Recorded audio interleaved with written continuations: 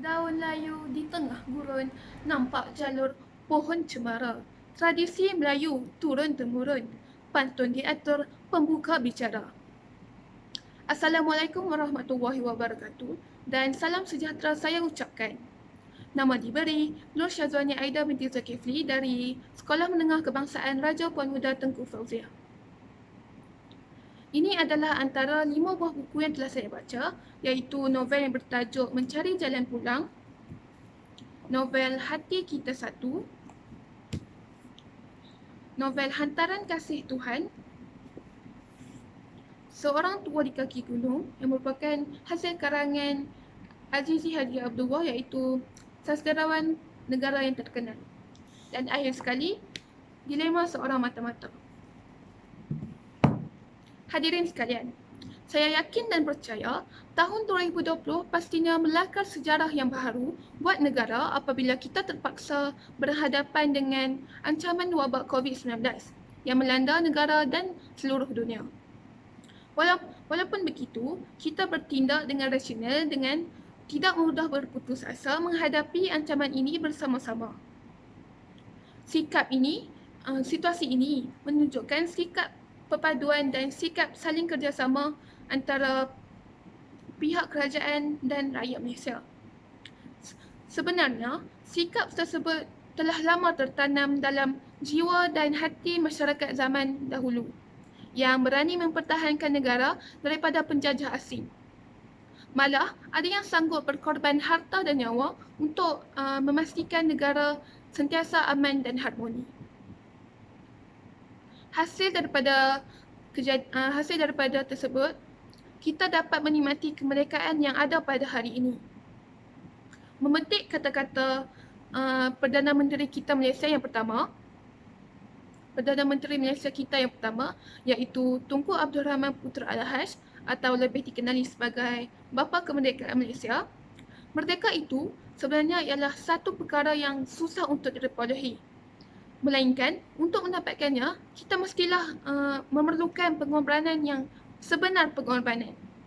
Jelaslah bahawa dari kata-kata tersebut, kemerdekaan yang ada pada hari ini amat sukar untuk diperolehi. Dengan itu, kita mestilah berterima kasih kepada pejuang-pejuang terdahulu. Oleh itu, saya telah memilih buku yang bertajuk Dilema Seorang Mata-Mata. Dilema Seorang Mata-Mata ini ialah hasil karya daripada Abdul Kasim Abdullah, iaitu merupakan seorang anggota polis kelahiran negeri Perak. Buku ini diterbitkan oleh Pasukan Marketing Sendirian Berhad dengan kerjasama Polis Diraja Malaysia, PDRM. Buku ini mempunyai 95 halaman bercetak dan diterbitkan pada tahun 2009. Secara umumnya, buku ini berkisarkan tentang cerita-cerita pejuang negara kita yang terdahulu untuk memerdekakan negara kita dan dalam usaha menghadapi ancaman komunis dan ancaman tentera Jepun. Buku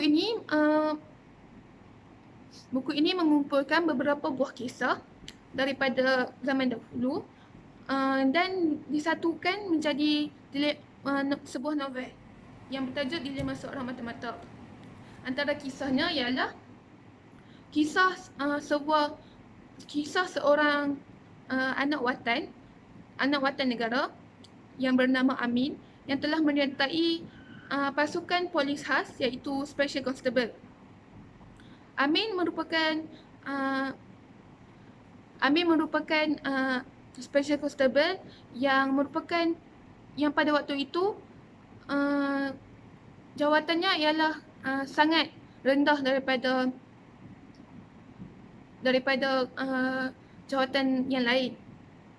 Untuk dijadikan cerita, pada waktu petang, Wak Doklah, iaitu antara watak yang terdapat dalam buku ini, yang merupakan penduduk setempat tersebut, ingin merancang untuk memancing di sungai yang berdekatan. Dalam perjalanannya ke sungai, dia terdengar bunyi takikan pokok seperti ada orang yang ingin seperti ada orang yang menakik pokok getah yang terdapat di dalam ladang tersebut.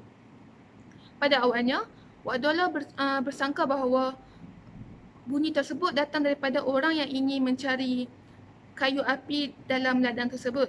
Namun, sangkaannya meleset apabila Wak Daulah mengintai daripada apabila Wak Daulah melihat bahawa anggota Bintang 3 yang melakukan takikan di pokok-pokok tersebut. Hampir seluruh pokok getah yang terdapat di situ rosak dikerjakan oleh anggota Bintang 3 itu.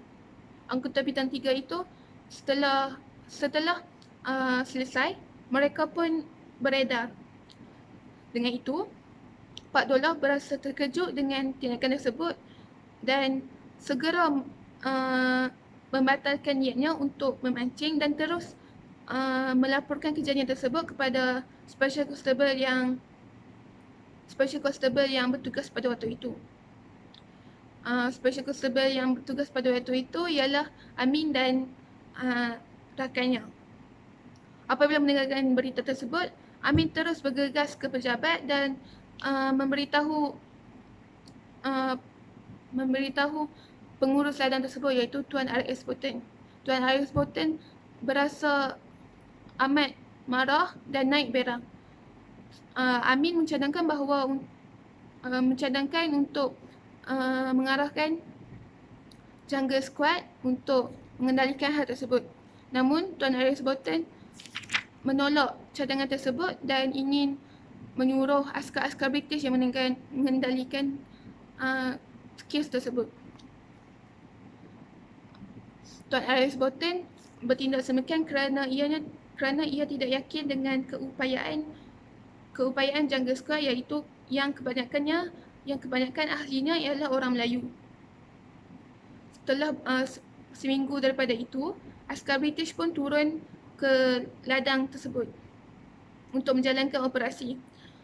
Special Constable Amin dan rakan setugasnya melihat dari jauh bahawa ada askar British yang meminum arak dan ada setengah yang mabuk, yang sudah pun mabuk. Mereka berasa kesal dan kecewa dengan sikap mereka yang tidak berdisiplin. Setelah itu, mereka masuk ke dalam ladang tersebut dan telah diserang. Amin dan rakan setugasnya apabila mendengarkan berita tersebut lantas segera bergerak ke kawasan tersebut dan menyelamatkan askar-askar British yang ada. Daripada kejadian tersebut, pihak askar British berasa terhutang nyawa kepada Special Constable Amin dan Special Constable yang lainnya. Dengan itu, mereka berasa bahawa mereka patut bekerjasama untuk menghadapi kes-kes tersebut pada masa hadapan. Dengan itu, hubungan mereka daripada situ lebih akrab. Dan akhir sekali, mereka dapat mengalahkan komunis-komunis tersebut. Daripada cerita tersebut, terdapat dua pengajaran yang saya dapat iaitu kita mestilah saling bantu-membantu dalam usaha untuk mencapai sesuatu tujuan. Dan seterusnya, kita hendaklah sanggup berkorban apa-apa sahaja untuk keamanan negara dan keharmonian negara. Saya rasa itu sahaja daripada saya dan saya amat mengesyorkan untuk semua orang untuk membaca buku ini kerana ianya memberi banyak pengajaran. Sekian sahaja daripada saya. Terima kasih.